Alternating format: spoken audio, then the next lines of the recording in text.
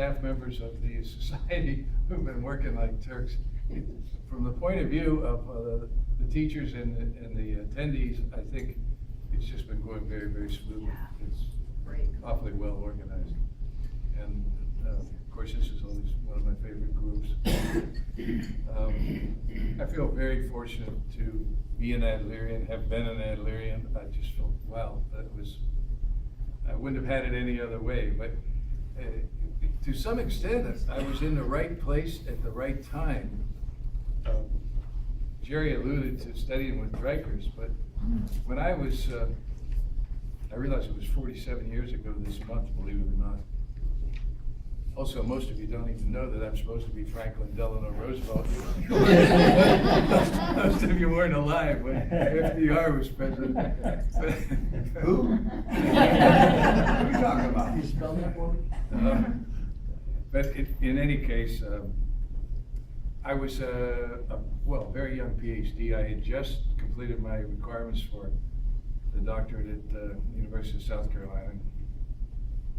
And I was Associate Director of the Counseling Center at the University of South Carolina. And I had the good fortune to attend a counseling conference in Las Vegas. And when I was at the conference, I saw in a program that some fellow was going to do a demonstration. Dr. Rudolph Dreikers. I didn't know Dreikers. I had never seen a demonstration. Through my master's degree, my doctorate, 5 years of study, no professor, no one had ever done any demonstration. And that's really sad that was the case. In any case, I went to the session, and I thought Dr. Dreikers, eventually I got to know him. We called him Dr. D very fondly. I thought he changed these people's lives around on stage, this family. And so I knew that I needed to know something more about what he did. As I say, I already had my doctorate, just finished it, but I was a good student. I was regarded as a good counselor, but I didn't know the clues. I ought to be able to understand behavior better than I could. I really had that sense, that awareness. So I went to Chicago and I studied with Dr. D for parts of 2 summers, and he taught through demonstrations, he and his colleagues, but mostly it was Dreikers. And he was just a joy to be with. And if I had to trade those brief 2 courses, if I had to trade my 5 years of my master's and doctorate for those 2 brief courses, I would have to. I wouldn't want to be without them. So it meant that much to me. By the way, as I'm looking around the room, one of my colleagues in the class who got to be a good friend was Allison's grandmother. Edith Dewey was in that class. And Edith, by the way, did a lot of good in Canada and in the United States. But at any rate, that was the start of my Adlerian studies. It certainly wasn't the end of it. I went on to, within a year after finishing those summer courses, I was able to start what we called the South Carolina Adlerian Summer Institute. And we would have 2 courses at the University of South Carolina in Columbia every summer, and 1 course at the coast, sometimes up at Myrtle Beach, later down in the college in Charleston. And I was probably learning this more than anyone in those classes, because while I was teaching, I also had leading Adlerians that would come and co-teach with me. And I was certainly a attentive student with those folks when those folks were teaching. So when I think, why am I an Adlerian? Well, of course, I'm an Adlerian essentially because it helps me to understand behavior. It helps me to understand people I'm working with and help them to understand themselves. And of course, it's an aid to ourselves as practitioners to be able to have at least some step forward in understanding ourselves. But that doesn't speak about what was the content of that drew me to Adlerian psychology and has drawn most of you to Adlerian psychology. Well, first of all, Oh, I hate to go on with being so academic without even telling a story, Jerry.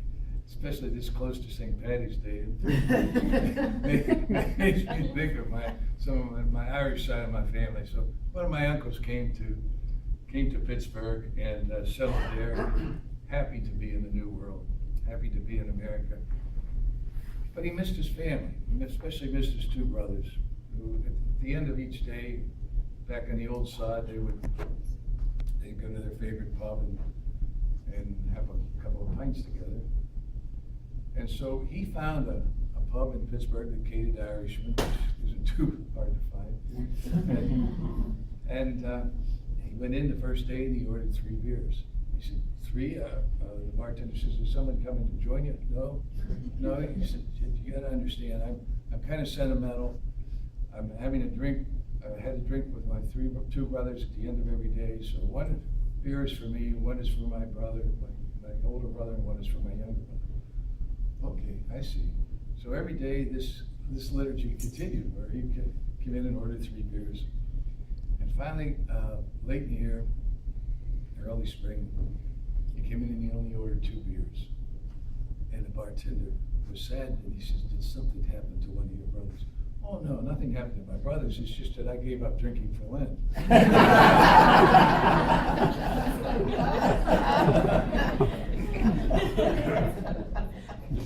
I understand the Irish.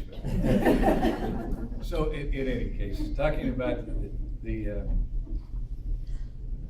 fundamentals, the principles and techniques that mean so much to us. Of course, who would think that in this day and age there are still many, many practitioners, many, many parents who do not realize, do not understand that it's not a help to look for causes of behavior, to look instead for the purposes, for the use, for the goal. It's so liberating, it's so encouraging once we understand that causes we can't do much about, but purposes, uses, goals, that we can reconsider. And so that can give us a sense of choice, a sense of freedom, a sense of being captain of our ship, you might say, the master of our fate, because we are to a large extent, once we understand what we're up to. It's terribly useful, of course, to understand what Adler called the iron logic of social living, which is equality. Equality, he said, is the iron logic of social living, which he did not mean as a moral statement, but rather as a very pragmatic statement, that when we treat one another with a sense of equal respect, we're able to do business together. And when we don't, it doesn't work. It's troublesome. People are juggling up and down, trying to keep people down, trying to move above others. And so we say that nobody wants to stand in a position of inferiority. We move from a minus to a plus. Not only do we human beings not want to stand in a position of inferiority, but we won't agree to. We absolutely will not. So if you ever see someone in a situation, a client, someone who you believe is accepting to be in a position of inferiority, don't believe it. Look again, look more closely. Somehow you see the compensation. Sometimes, obviously, like a misbehaving kid who will act out in order to become, in his own mind, more superior. But sometimes it's very subtle. Somehow the score is evened up. With, I'm feeling mistreated by my wife. Well, that wouldn't happen with my wife. So this is hypothetical. Have you ever had a hypothetical wife? So you're feeling mistreated, but you come home, you grab a cold beer out of the refrigerator, you give your wife a kiss on the cheek, sit down and read the paper. That's not misbehavior, is it? Could be, could be. And I'm feeling that I'm not being treated the way I ought to somehow. I'm not getting the attention, the affection, or whatever. And I feel below or beneath, and since I don't want to stand below or beneath, I don't meet her with open arms or a cold beer for her. No. So sometimes it's overt, sometimes it's subtle. But when we move, you can be sure that we'll move from a minus to a plus, but that doesn't mean we'll do that, of course, in a way that's healthy, that's sensible behavior. Oh, it's sensible. It's just that it's selfish. And it can be selfish. And so Adler told us, most of you know, that we have the capacity to develop social interest. He said the most important job of a mother is to spread the interest of a child away from the child to mother, to father, to other members of the family, and out to society. This is the most important job of a mother, and perhaps today you would say a mother and father. In any case, of course, once we get a glimpse, when children get a glimpse of concern for fellow human beings, and that can be developed, well, I could go on to say it's the job in the home, but it's a job in the child care center, it's a job in the elementary school, it's the most important role in the high schools, but we don't give enough attention to that, really. I mean, of course we need our content areas, but at least equal value, and certainly probably more, is if we could, in the course of 12 years in school, have children learn daily to increase their social interest. So, most of the problems of life are influenced by an underdeveloped sense of social interest. Whether we're speaking of ADHD, bullying, violent behavior, marital strife, whatever it may be, even problems between nations. The hope for the world really is that we would do a better job of helping our youngsters, and our oldsters for that matter, learn to care about fellow human beings. So that when we move away from that minus, which we inevitably we're going to do, that we, and this is the job of the counselor as well as the mother and the school teacher, that we learn to do it in a way that lends a hand to society.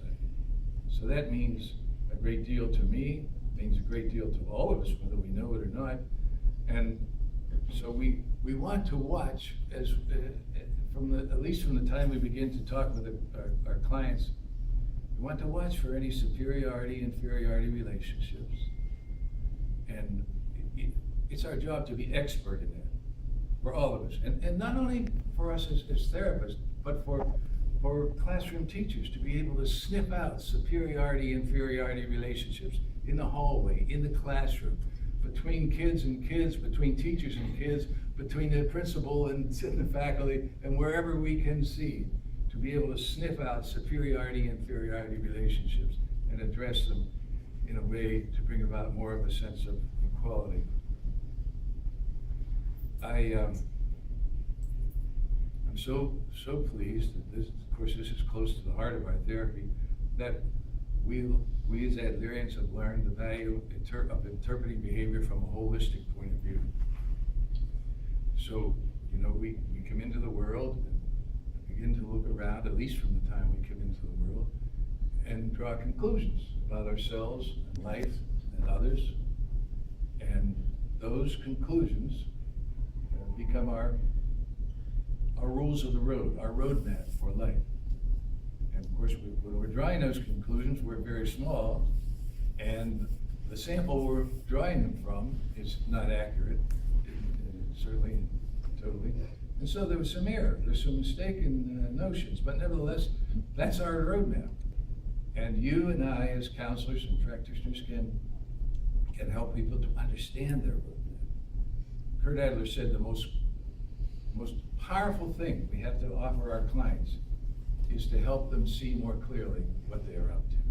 It's not to moralize about what they're doing. It's not to try to force them to change. It's certainly not to scold them, but just the simple but profound impact of helping people to see more clearly what they're up to.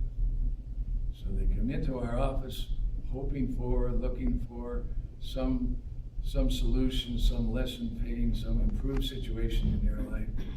And we, of course, have the opportunity, by good use of our principles and techniques, to help people understand clearly what they're trying to accomplish.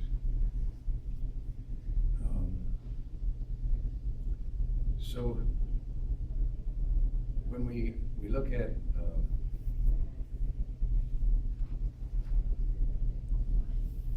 when we have the principles, the holistic principle, the principle of knowing, of belonging, and no one wants to stand in a position of inferiority, and we make use of the purposeful nature of behavior, and we realize the capacity to develop social interest. And our thinking is informed by them, by those principles. As we look at techniques, then we can understand the powerful techniques of early recollections, most memorable observation, systematic, specific interaction among fellow human beings. These principles help us when we use those techniques to understand what's occurring. Adler once wrote, some of you know, that Adlerian psychology, of course he didn't call it Adlerian psychology, he called it individual psychology. Individual psychology could be used as a religion for the person so unfortunate not to have one of his own. Well, I puzzled over that, thinking, what's he mean? What did he intend with that?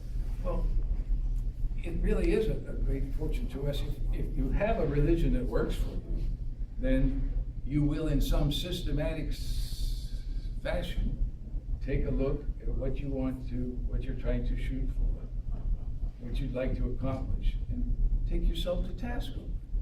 And in Adlerian psychology, it is our job on a regular basis. It is at least our opportunity. I don't mean to give you another job, but it is at least our opportunity to take a look at what we're up to and to understand what we're trying to accomplish more clearly, and to take it to the standard. We're perhaps the only psychology that actually has a value attached to it in our principles, and that is the value of concern for fellow human beings.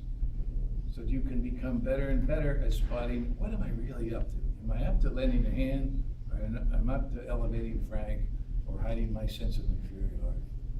And that quite clearly is available to us as we're driving down the road, as we're laying awake at night or whatever. I would hope that all of us would use that routinely to be our own counselors. So those are some of the primary things I wanted to focus on. Let me see if there's something that I was hoping to add to that.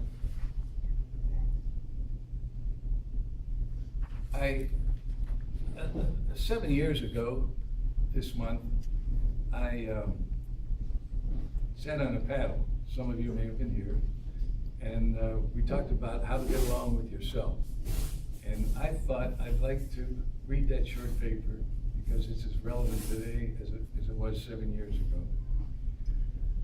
Well, 7 years ago I didn't need my spectacles.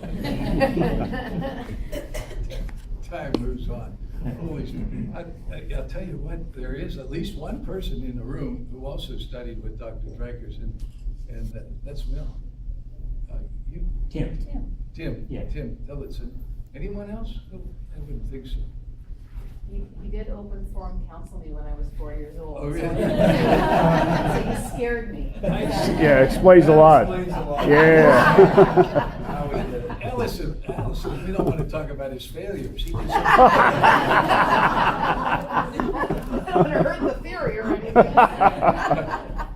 Oh, he was a joy. Yeah, we've got plenty of time. I'm just going to talk a few more minutes and then see what kind of comments or suggestions or what you wanted to say about what Adlerian, why you are an Adlerian. But Dr. D was, he was accused of teaching democracy in a dictatorial way. And I was watching a film somebody had showed here, not too long ago, not too many years ago, of Dr. D and talking with a mother and a teacher. And he just didn't mince any words. He said, "You're not going to improve anything until you shut up. Shut your mouth." I wonder what he meant by that. He always beat around the bush. And when we would counsel with him, he would bring us up one at a time. We'd have your opportunity to you'd be beside him, and you'd be looking over your shoulder and listening carefully. And until such time as he thought you weren't making good headway. And then he'd say, let's get Frank out of here and get somebody, get somebody in here who knows what they're doing. And you'd have thought, gosh, someone would run out the door or whatever, but we also felt privileged to be there. Well, at any rate, how to get along with oneself. Most of you know the value of living life on the horizontal plane.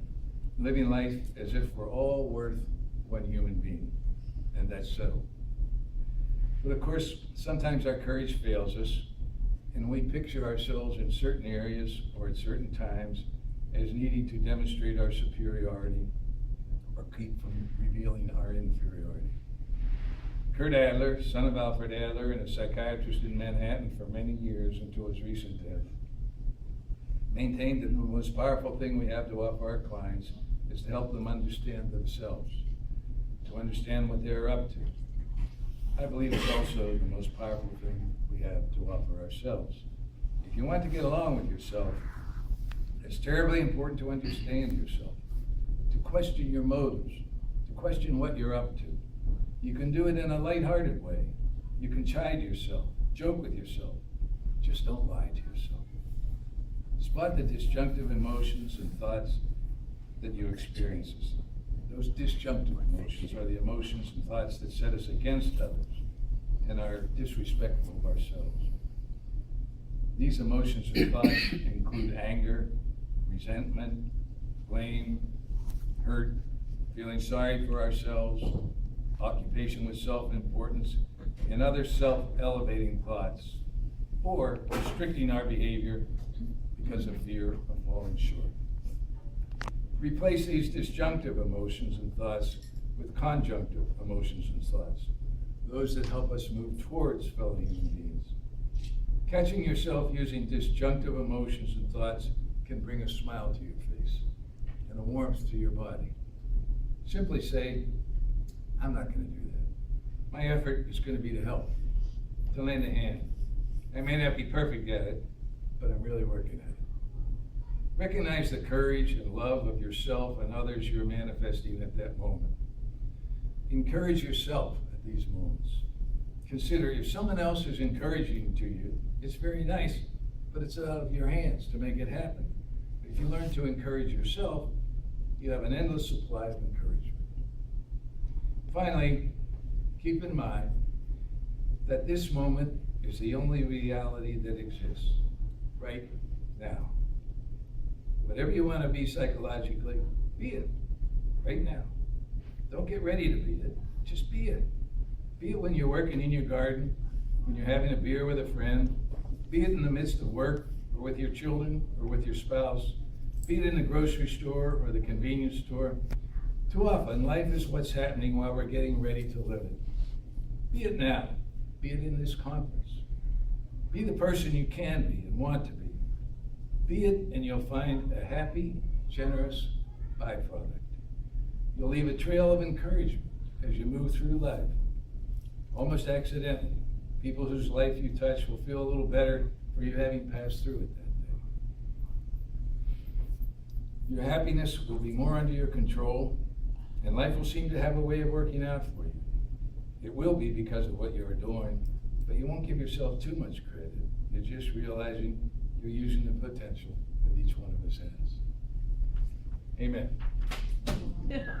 So, what comments or some ideas that people wanted to share about why they are Adlerian? I tried to cover most of the bases about the principles that drew us to Adlerian psychology. Anybody have a comment, a question? Yeah, I wanted to say there was a magical part of that speech we just heard, which was when you catch yourself, you smile and say, I caught myself. And I always said to myself, this is going to be a journey, because I've spent 35 years being a knucklehead, and I finally understand how to behave, and it's going to take me a couple of years to figure out how to behave correctly.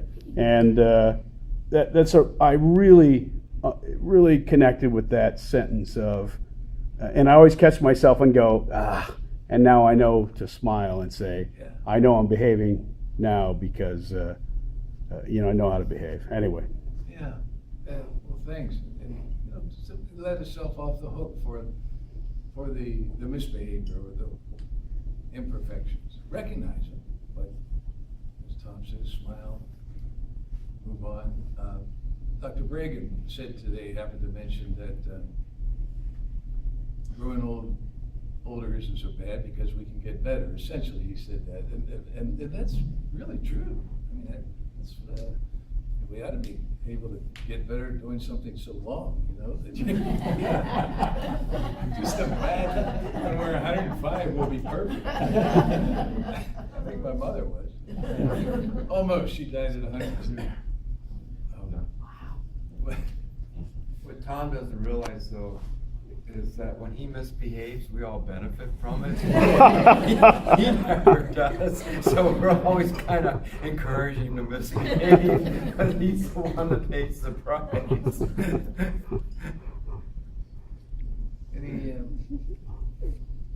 Any questions about the principles or comments, Greg? Well, I guess the one thing is really a expression of gratitude, I think, because.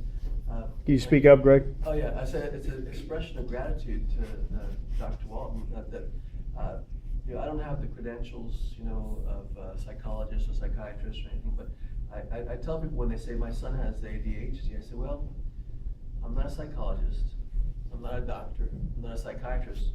There's a guy, his name is Dr. Frank Walton, and he says there's no such thing as ADHD. He says it's pampering. Oh.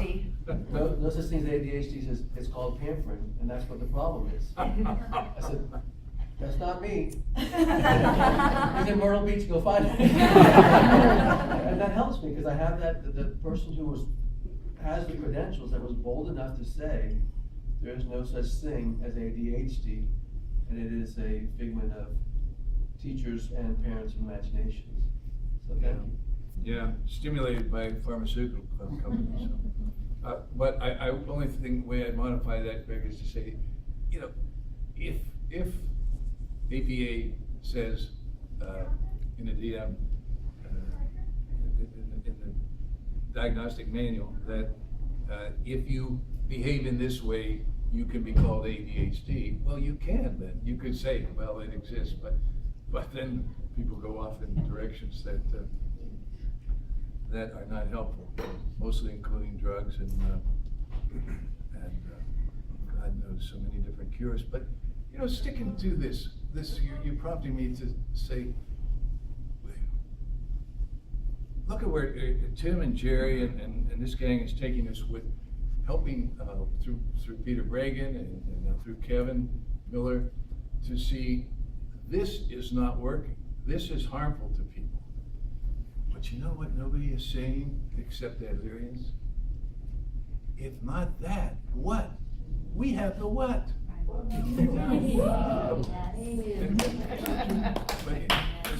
it's just so. And to be in a modest but firm and forceful way to be able to take our place on the stage increasingly, not to say that we haven't.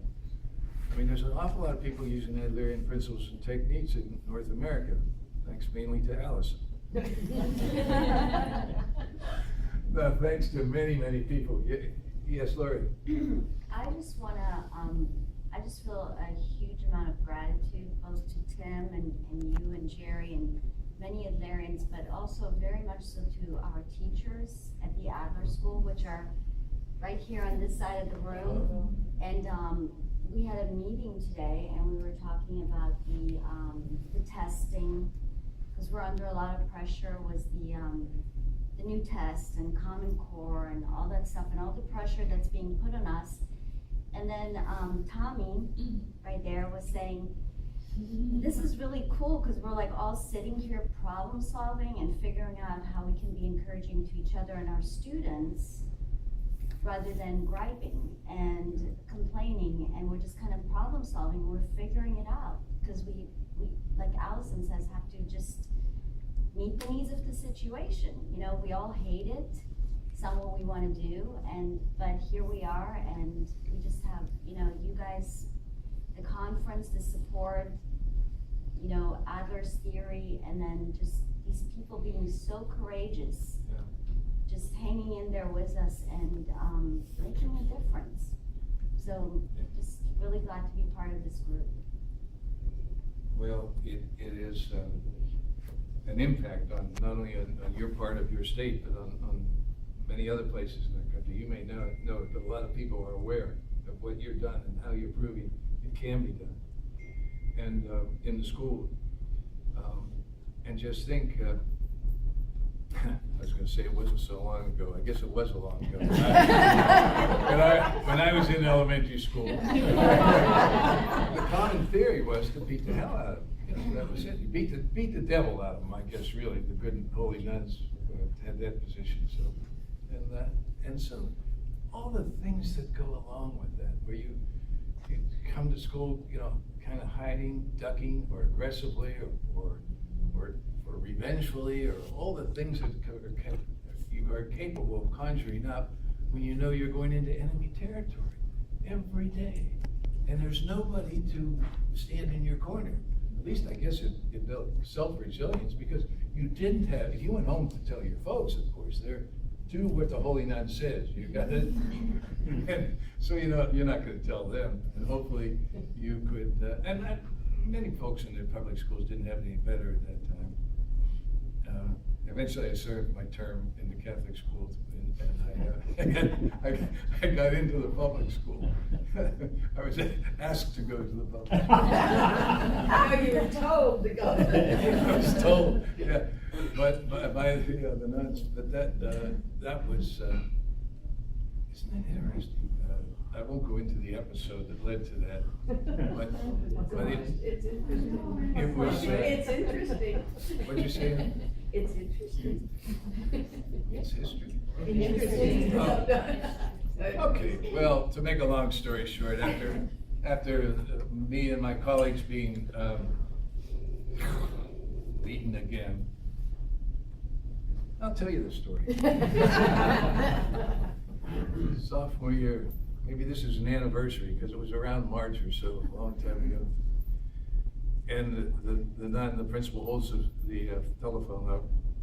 She goes, oh, first she said, I'm going to call your mother. And she had said that to the 4 guys she had in the office before me. And she said, Mrs. Walton, your son is a ringleader here, and I want your permission to discipline him.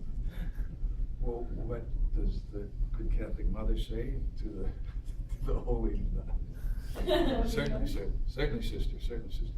And I want you to hear this. So she holds the phone up, and I'm against the wall, and she beats me back and forth across the face. And I'm thinking, will I kill her now? Kill her later. I ran down the hallway, and around the corner, of course in Pittsburgh, you're either going up or down. I'm going down the step. There's my 4 colleagues out there in the street. Fortunately, glory be to God, it was a cobblestone street, and there was a loose cobblestone.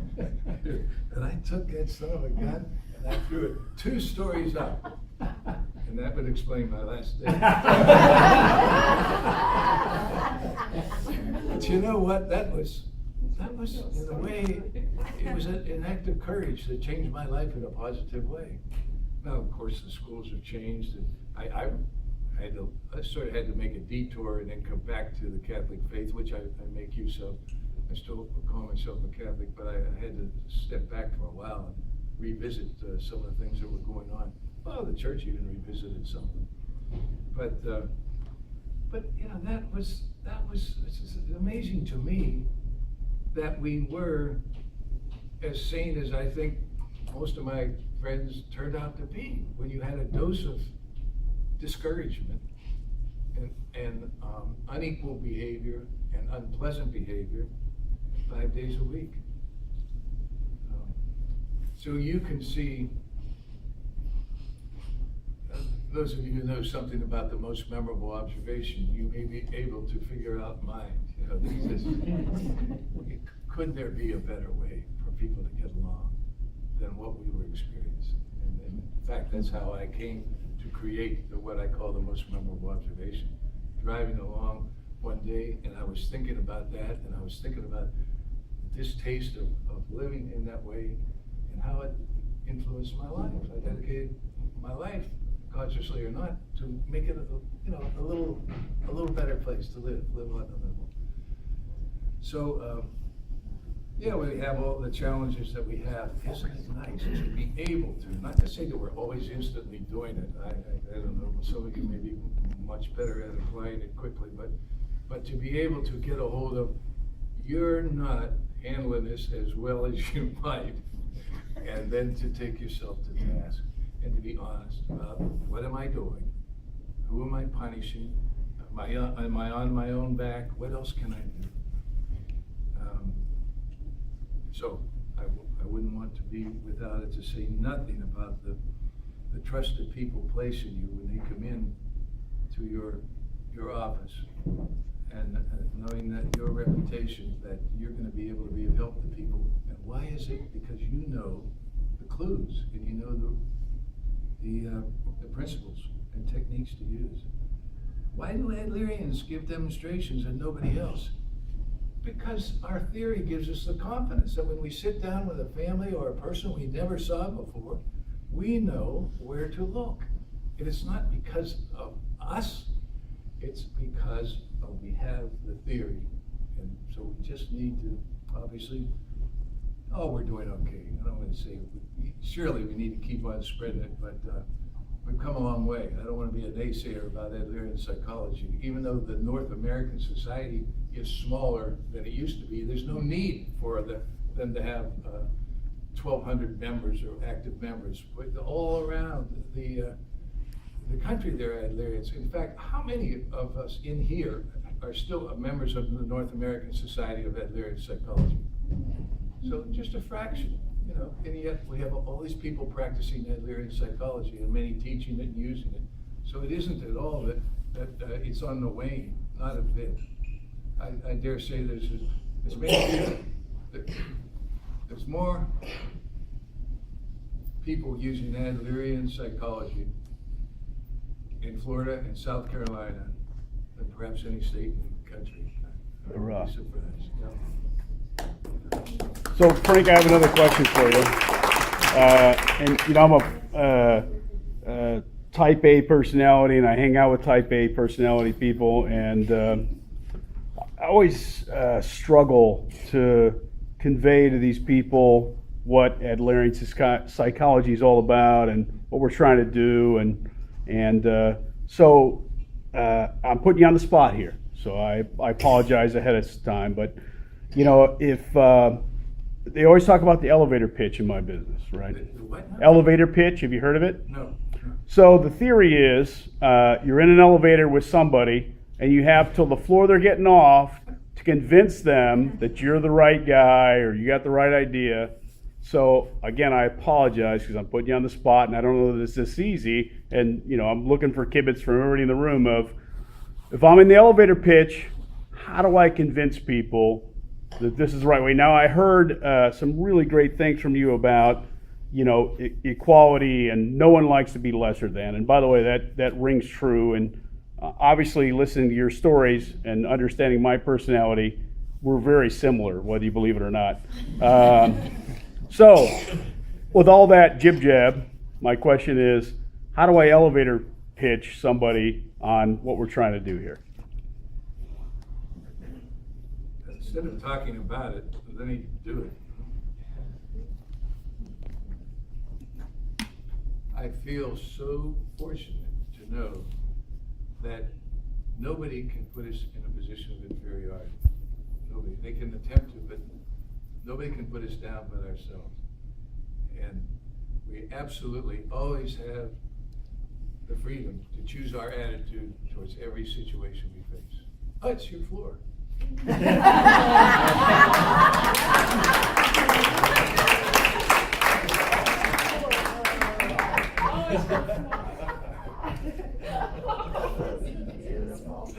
Oh, my God. Well, yes. No, you go, I'll hold it. Frank, my name is Maria, and I'm not an Adlerian, I'm just a part-time cashier at Target. But I've had the privilege and the honor to go out into our community. And can I just ask how many here are local from this area? Within the past 3 months, here in this area, we have had 3 tragedies that have made nationwide attention. And they're so horrific, and they're so, some I don't even want to mention, but the worst one was a father who threw his child off the bridge. All 3 of those were young men between the ages of 22 and 25 who, with a history of schizophrenia, and more than likely were the stories that you saw from Kevin Miller. Skyline Bridge too, you need to know, it's a really big bridge. It's not all- 5-year-old daughter.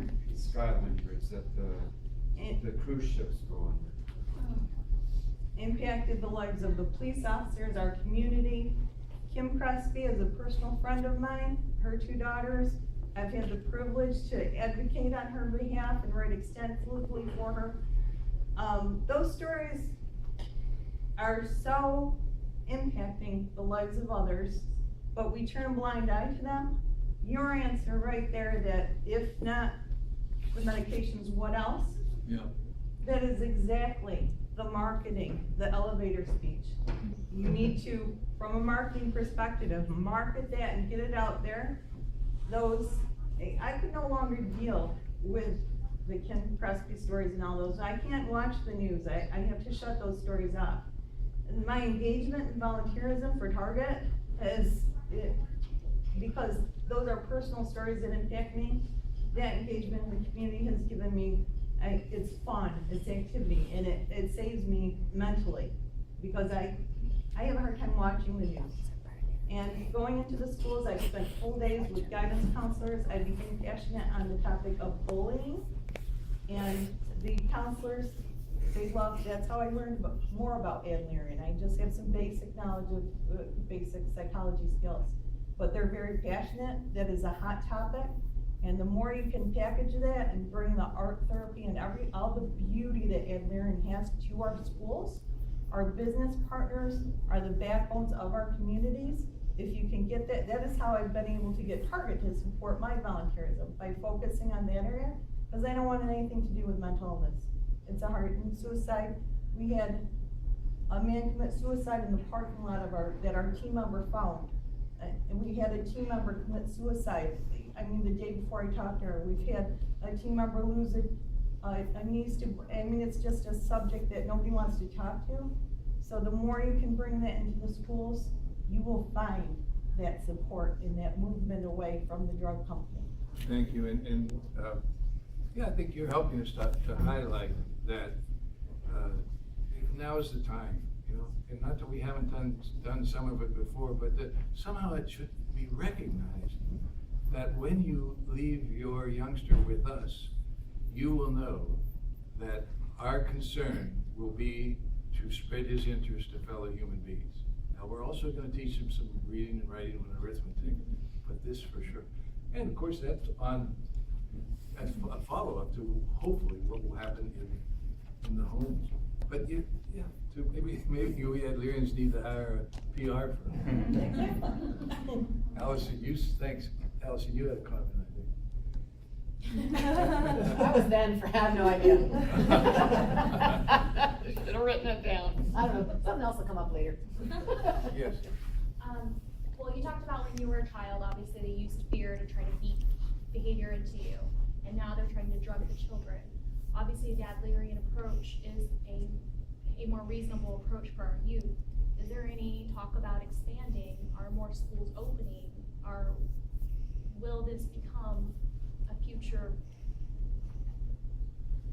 cross-country thing?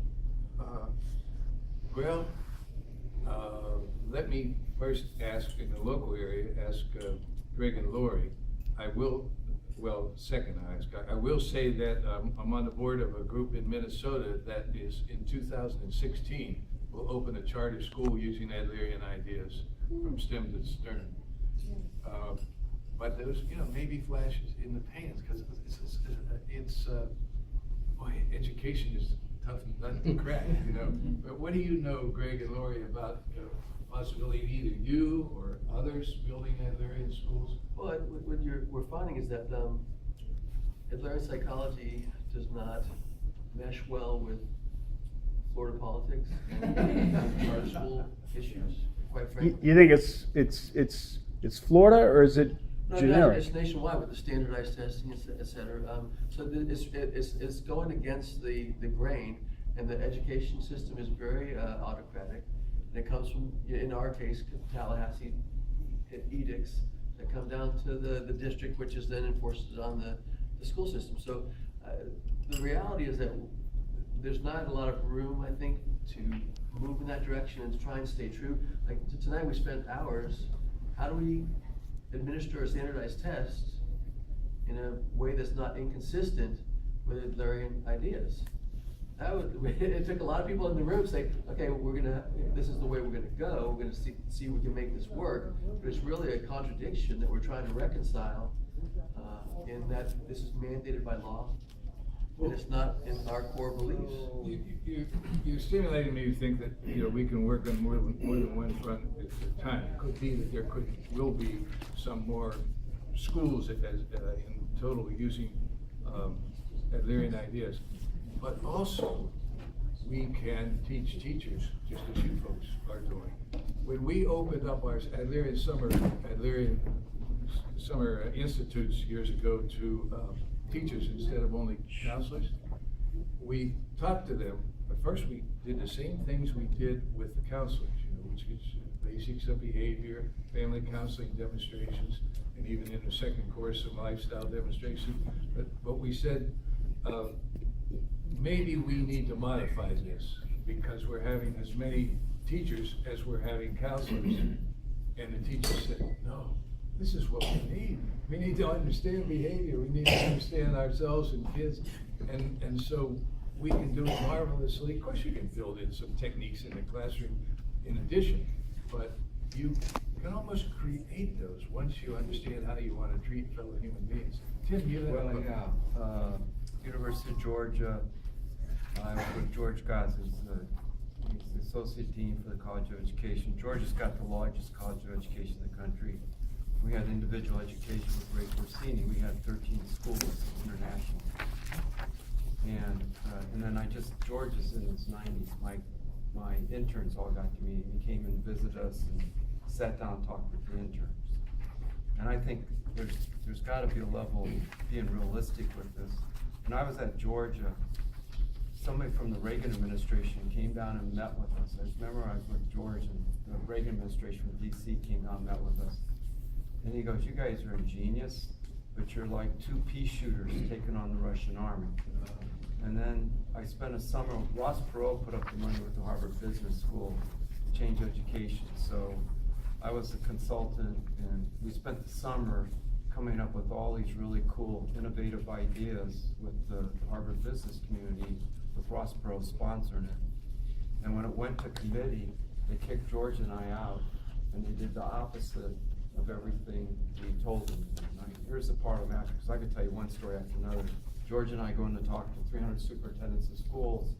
While George's talking to them about the IE schools, the Adlerian schools, the superintendents were talking as loud as I'm talking. They started talking about kindergarten testing, asbestos removal, some other thing you could hear a pin drop. And I think George, I think there's a solution here, but George, when he talked to the interns, he said, as far as changing the educational system, it's political. You'd have to change the politicians. So if we're gonna talk about overall change, it's not, we could do it with some teachers and stuff, but if you're really talking about renovating or altering, it's gonna have to be done politically. And I think George is correct. He spent his career, if you ever read his articles on the failure of USA, he spent a good 30 years, and I was involved with him for like 8 years just with the IE schools trying to promote them. It's gonna have to be done through the politicians, and I think he's right. Politicians are the ones who are making the decisions with education. I think we can do little things here and there, and I think those things count, like can make one kid happy. We interviewed one of the kids from the IE school, and he went there 1 year and he got dropped out, and he had to go to some other school. And we said, well, I guess we didn't give you much of a service having that 1 year in the IE school. And the kid said, nope, it's probably the best year of my life. That 1 year was pretty good. We could probably do it but if we're talking about major change, you're gonna have to get to the politicians. I don't know how you do it. Well, we have that, there is the charter school movement, but in addition, as I say, the two-pronged approach, it occurs to me, people can work on that front. But education finally is what happens when the door closes to the classroom. You've heard that before. So if we train the teachers and they are taken with the value of spreading social interest, and they do, then we're making headway. Greg, you had another? I think you're right, we are making some grassroots headway, but we had this friend from Israel. She came by and we told her about, we had a school, it was an Adlerian school, and then we were training the parents, and she laughed. She says, no, you got it backwards. She says, first you train the parents and get them on board with this, and then they're gonna demand that there's a school that will service their children. And I think that's also the political grassroots kind of uprising. But the other thing, as a point of encouragement, because sometimes it can be very discouraging, but you're seeing that the population and the politicians have gone so far on this standardized testing. There's actually now a backlash for saying, even the politicians are starting to say, oh wait, there's too much testing. And so we've swung almost far enough where there's going to be and there's an opt-out movement in Orlando where they're saying, no, we're not taking the test. Well, it's because the politicians can't pass the test either when they gave it. It's true. They gave it to them, they couldn't do it. And once the pendulum swings far enough, there's going to be a backswing. It's going to have to go back in the other direction. We've got a couple comments. Allison? Yeah, so what I love about being Adlerian is the fact that when we see a problem as big as renovating the education system and then we're up against the government, when we see that we're up against the pharma companies and all that bullshit, the Adlerians don't say, that's too big. We sit there and say, it's big, but what can I do? What's the little bit I can do? And so you start a school and you get a charter thing and you pour your guts into it and like, God bless you. And you say, you know what, we need to have more demonstrations. Let's start a society and we'll have it in our basement. And just God bless you. And like, just thank you for all the people that are just doing their little bit, because what can I do to help? And it all does add up. It all does add Give up. up some of his time fishing. He could run for governor of South Carolina. The lazy, feel good, come on. Jeez. Wasting time. Yes. One thing I have real quick is, to piggyback on her too, we just really got. Can you speak up a little bit? Sorry. Certainly. To piggyback on Allison, we just focused one at a time. I had a kid that I was working with. Parents are giving up. School system was giving up on the kid. I begged Greg, get my kid in. Within like a week, the parents were on the phone with me like, I'm not even sure I need you anymore. Because the biggest problem with him was a lot of what was going on with the school, and I'm like, working myself out of a job. Yes. But I was going to ask, on the political front, if there had been anyone going to Tallahassee, Lobley. I work for a nonprofit, and so I've seen our volunteers go to Tallahassee and make a difference. We've gotten cancer drugs approved through the FDA faster.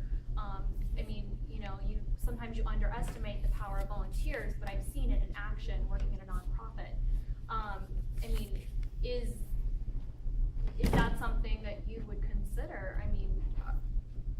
If it's big enough to change, starting in Tallahassee, our volunteers eventually went on to Washington, and obviously the numbers grew, but it's a powerful message. Yes, because really, the testing, people don't realize the damage that it's causing, but we're here, we're listening to Howard Glasser, and, we got Peter Bregan, and, we have people telling us that, in public schools, they take parents to the back room and they're saying, you need to medicate your kid because your kid is not gonna pass that test on which, the school gets graded, the teachers are graded, And it's very discouraging. You know, when we're talking about encouraging and being authentic and telling kids that they count, this whole grade thing is going the wrong way. And it's discouraging for teachers, it's discouraging for parents, and it's discouraging for students. And I mean, I don't know, I don't have statistics or anything, but the schools are the biggest drug pushers. The teachers, and then parents get stressed out, and you know, it's just, it's horrible what's happening. It's just horrible, and you're swimming upstream, and it's You know, kind of like. Lori, it really is, it stimulates me to raise the question, why do people change? Well, we know people change when they decide what they're doing that they think is useful is really not. And that's where we come in. However, so I'm not taking it several steps beyond additional meetings that may occur to approach the problem, but at least we know that we have answers, and we need to get the word out, whether it's one at a time, or workshops for teachers, or courses, or of course this wonderful resource for the community right here. Hey, Frank, I got another question for you. Sorry, I just wanted I didn't know to you were repeat what I finished. was My saying in apologies. summary, Excuse me. that people don't understand what else is available. That's all. I'm just repeating myself, that they don't understand what's available, and we can help them know what else is available. Yes. Yeah, so this is a personal experience, and is there any, I don't know if anybody's done any studies of athletics and music and other activities that avoid this ADHD, silliness, and all the other stuff that's happening, as in you're more involved with things that are like a team effort, or whatever the words you want to use. You know, I'm not clever enough to understand that, but I'll give you my personal experiences. I've had both daughters that I have involved with sports and music and other things, and maybe it's just silly, but you know, I've been a coach for a lot of those teams and other things, and we just didn't have a lot of you know, parents worrying about that. They were out of control in sports. That's a separate story, but it kind of kept the kids more focused on doing athletics, getting their homework done, other things, than maybe spinning out of control. I don't know. Maybe I'm wrong. I don't know. Is there any correlation to that or anything else? I don't know any research on it. There's but we- research. Oh, go ahead, There's Peter. research just the subject. Why, there's a marvelous, amazing study that shows that 10 minutes of exercise before school vastly reduces teachers' observations of ADHD. 10 minutes. I mean, it's a silliness. It's so obvious. Okay. But not also to lose sight of, if people feel as though they belong, then they don't have to find ways to belong in what's called ADHD, and misbehaving ways. So when you feel a self-respected member of a soccer team or a football team or whatever, absolutely that I would think, but Peter knows some of the research. Yes? Is it I was Kelly? gonna, yeah. I'm Jerry's daughter, in case nobody got the message. Get out of here. I know, all I was gonna say is that, like, in public schools, they're, like, getting rid of physical activity and recess and stuff. Like, they don't have PE anymore. They have it, like, 1 or 2 days a week. Versus, like, when I was in elementary school, it was every day for an hour. You know? And I think that contributes to everything, what you said. Yeah, so there's the many fronts to work on, but we know there's an underdeveloped sense of social interest in youngsters who manifest the characteristics to be diagnosed ADHD. We know, many folks don't know it, but it's true. And if you haven't made it your business, if it's not part of your practice to see kids and families whose kids manifest ADHD, then do it, and it'll make a believer out of you. Of course, you've got to have your ducks in a row. You have to be able to use their principles to understand and the techniques and to look at specific pattern of interaction. But you don't have to go far in a typical day before you say, no wonder he's learning to behave in this way from, 7 o'clock in the morning till 8:30, and then he goes off to school and continues it. Yeah, Jim. I'm Jerry, I'm Kelly's mom. And I wanted to get back, kind of what Allison was saying, like, why am I Adlerian? And it's not, in graduate school, they wanted us just to help the client to see what they might be up to, but I think Adlerian psychology takes it so much further, and then help them to make the positive changes in their lives. That's why I'm Adlerian, and I do think that we have something to offer, and each one of us, and especially you guys sitting over here, if you have 8 to 10 students in your class, I don't know how big your classrooms are, but you've got 8 to 10 small Adlerians who are then going to teach 8 to 10 other Adlerians. You see what I'm saying? Like, you're making such a big difference, and every time I sit before a client, I'm selling Adlerian psychology. I really am. And I feel like a salesperson half the time. I really do, because I'm giving them an idea that will change their lives. And that's why I'm Adlerian. And that's why, Jan, I see 35 people a week, right? Because you believe what you're doing, right? You believe in what you're selling. And it's not pixie dust, it works. And we're going to have tons of our own clients here tomorrow, like tons, because they are that on fire that they would come and hear more. Do I have to explain now why I'm your husband? Frank, though, you think about it, kids are programmed to learn. It's just built in. They really don't have to do much. I mean, think what they do the first six years. That's a hell of a lot of learning. And they do great until they hit school. And then the whole thing falls apart. We just create atmospheres. I don't necessarily agree with that. I mean, the schools make their problems, but so do the families. Kids have a head start before they get to school. I know you know that. But I know we've got to move towards finishing up, but I wanted to say, I didn't have the opportunity to hear Howie, but of course I've heard Peter a number of times and Kevin a number of times. And we were saying before you fellows came in, you do such a job of helping people more and more convince them that this isn't working. In fact, it's harmful. But in terms of knowing, well, what then? See, we think we're primed for Adlerian psychology. We know that we can almost always help people with well-directed applications of Adlerian psychology in the therapist's office. Amen. I think let's just keep on keeping on. Thanks for coming, and we'll call it an afternoon. Okay. And last call at the bar. We have the bar. Oh, yeah.